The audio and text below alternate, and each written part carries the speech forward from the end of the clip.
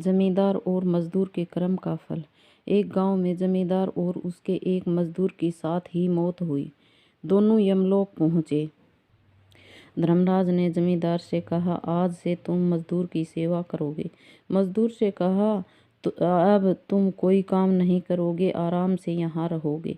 जमींदार परेशान हो गया। पृथ्वी पर तो मजदूर जमींदार की सेवा करता था, पर अब उल्टा होने वाला था। जमींदार ने कहा, भगवान, आपने मुझे यह सजा क्यों दी?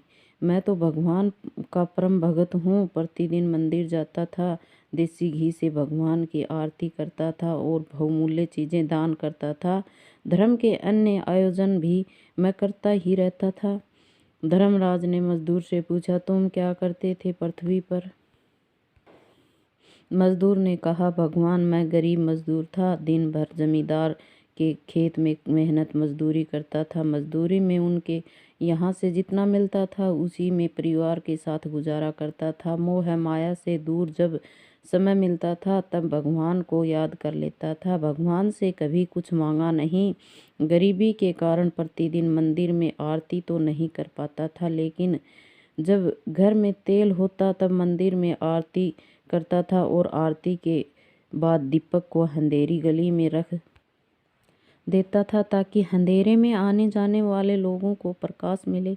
धर्मराज ने जमींदार से कहा, आपने सुन ली न मजदूर की बात?